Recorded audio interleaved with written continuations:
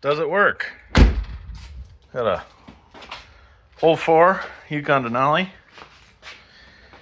This has the blue-green computer in it. Bone stock 5.3. Doesn't even have a cam in it. Some stuff. Important parts though. Dorman Hall Effect LS2 throttle body. I'm imagining all of the Hall Effects would work. I have several customers with fast 102s that work. This was a Chinese X-Link that I just basically eliminated the electronics in the middle. There's just crimp splices in there. And then if we go over here, you got the plastic bodied tack module. Plugs right in. No need to hack stuff up. So, no crazy throttle calibrations had to be changed in the PCM. I opted to use the 6-liter calibration because it made it less sensitive.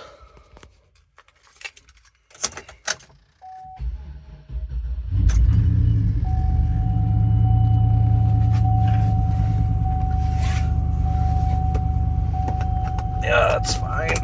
It's cold out. I'll fill it up later. But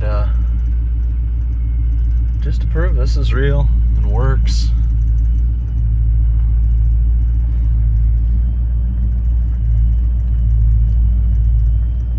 In one uncut video.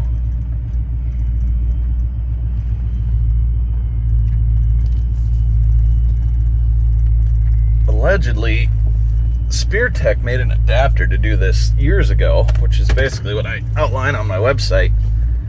I just, I don't know, it fell out of favor.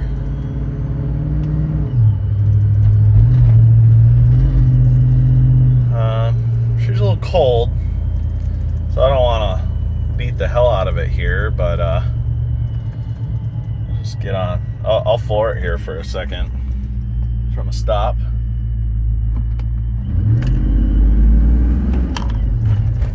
Forgive the slippers.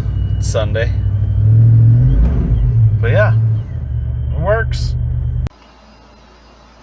Alright, so I'm just going to talk through this because I know some people appreciate this form, but it's all explained, I think, pretty well on here.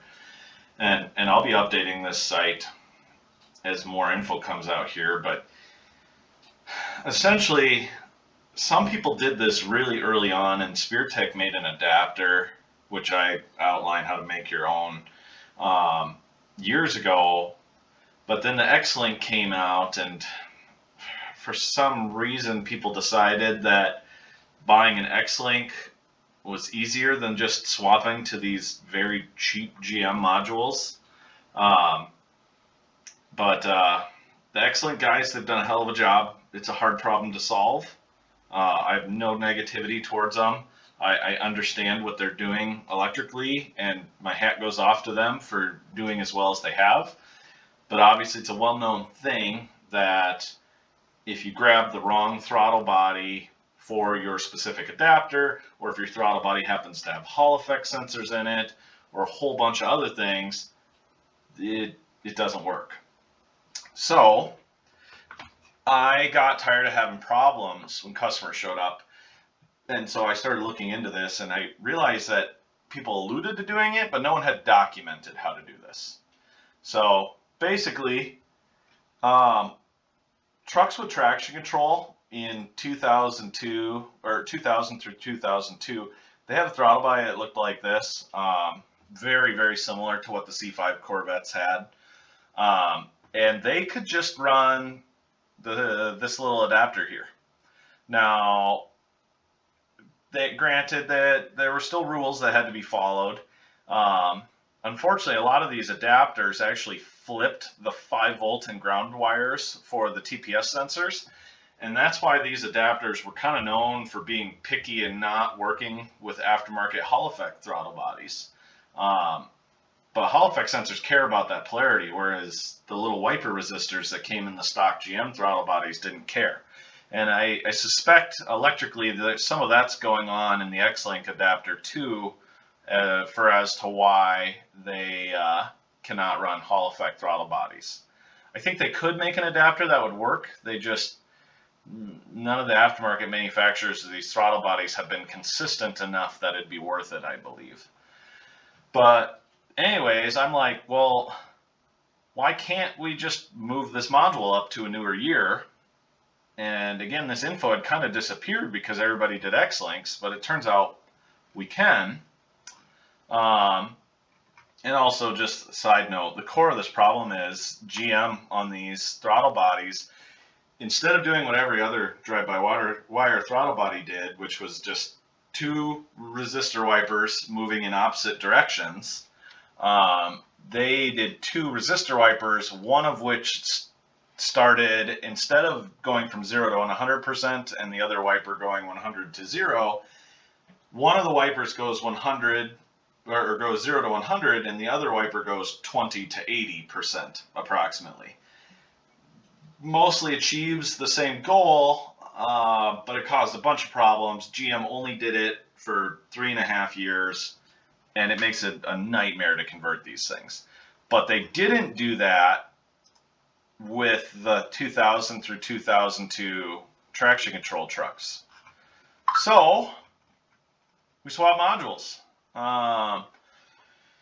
The original metal cased module in my 2004 truck, I mean, I was able to just plug in this plastic 2002 module. Part number is on the website there. I'm not going to read it off. You can find it.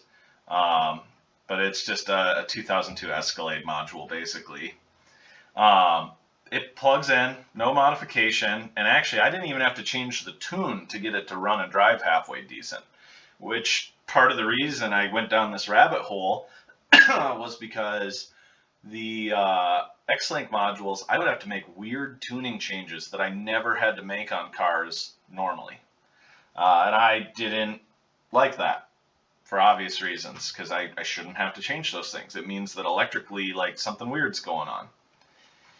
So essentially, you can just cut up like a Chinese X-Link or buy an extension and create this adapter. Keep in mind that this little diagram here is showing the harness side female connector for both of these.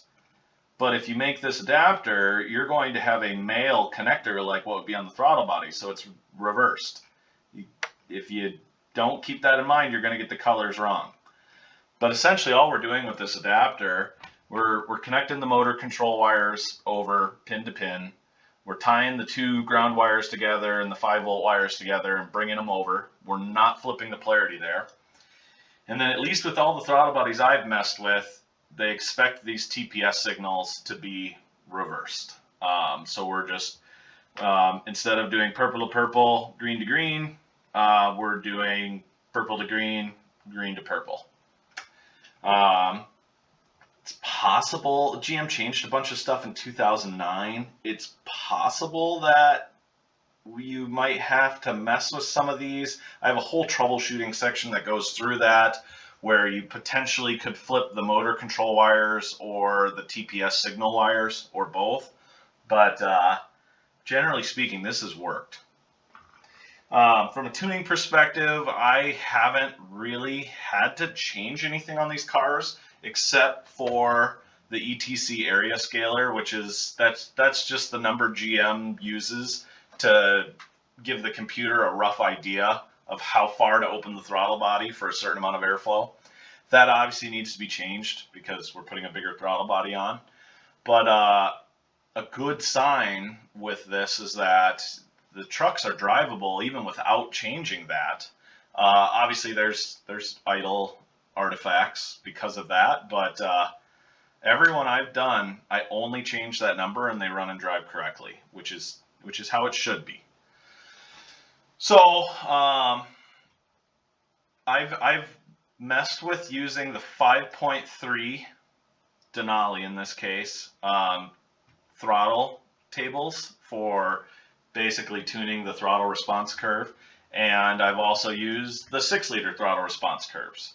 And I haven't really dabbled beyond that or tried to like set it halfway between the two, just because you can soft prick your computer if you dabble with these in the wrong way. And HP Tuners does warn you about that.